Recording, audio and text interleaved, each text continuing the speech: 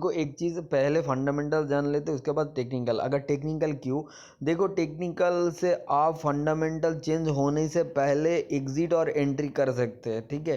तो कोई भी चेंज होता है तो प्राइस होता है एक इमोशन, और इमोशन ज़्यादा चेंज होता है तो आप उसी के तरह उसको देख करके आप प्रेडिक्ट कर सकते हैं ये चलेगा कि नहीं चलेगा। आपको देखिए कभी कभी कोई स्टॉक बहुत भाग जाता है, कभी डाउन जाता है, तो इमोशन होता है। तो पहले फंडामेंटल जान लेते उसके बाद चलिए। तो ये था सबिटा ऑयलटेक। इसका बारे में एक ही चीज़ कहना है, एक इसमें ट्रांसफार्मर ऑयल के काम आता है। मतलब जो गर्मी आ रहा है तो ट्रांसफार्मर के एक स्पेशल टाइप ऑफ केमिकल होता है, वो उसका ज़रूरत होता है, ये लोग प्रोवाइड करता है। इसके साथ साथ साथ वोल्ट्राम भी है, वो लोगों ने भी वही काम करता है।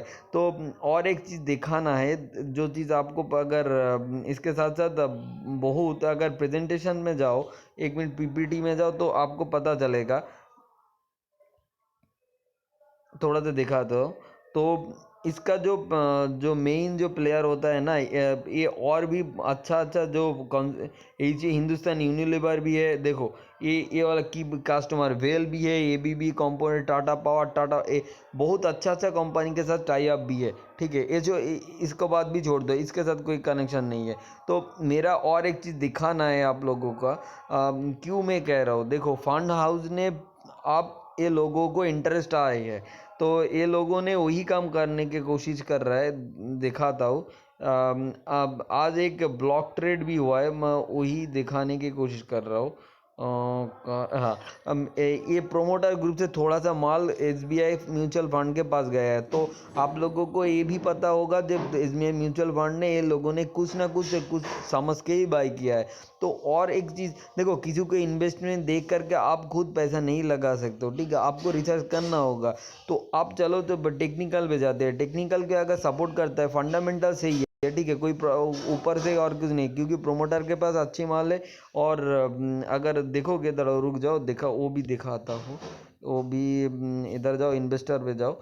देखो प्रोमोटर के पास जितना माल होना चाहिए वही है, डीआई पब्लिक और जो भी है तो अच्छी है, ठीक है, अच्छी कंपनी। और अगर देखोगे पी भी सही है, इतना कोई भी ज़्यादा तुम पे नहीं कर रहे हो, ठीक है। पी मतलब प्राइस टू अर्निंग रेशियो। तो आप 1 रुपये वो लोगों ने जो अर्निंग करे उसके ऊपर कितना पे करो, ज़्यादा नहीं, ठीक है। एक और भी छोड़ दो, पी के हिसाब से तुम कोई भी कंपनी को मतलब वैल्यूएशन दे नहीं सकते हो, वो तो बात के बाद है। तो आपको एक बार देखना होगा तीनों टाइम फ्रेम, मतलब पहला होता है मंथली, वीकली एंड डेली। अगर तीनों अगर अच्छे से सही है तो आप बाई कर सकते हो। तो 1 मिनट दिखाता हूँ।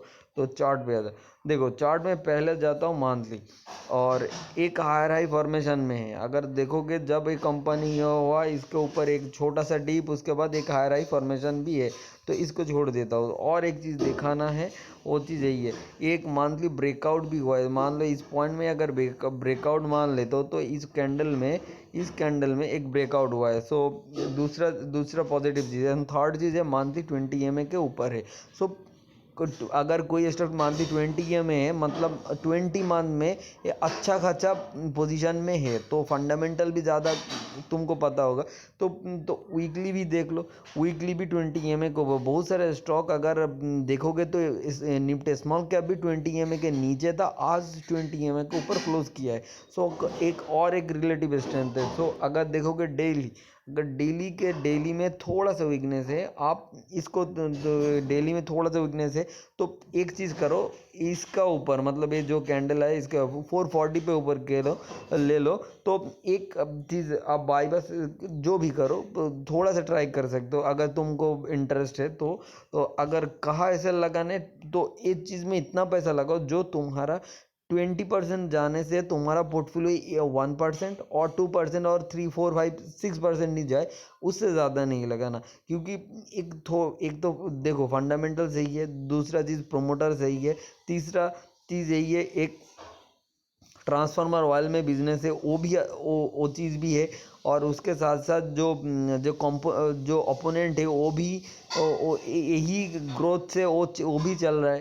तो हर वीकली मंथली डेली टेक्निकल भी सपोर्ट कर रहा है। तो सब कुछ अगर पॉजिटिव है, एसबीआई म्यूचुअल फंड भी आ रहा है, तो हम लोग एक ट्राई कर सकते हैं।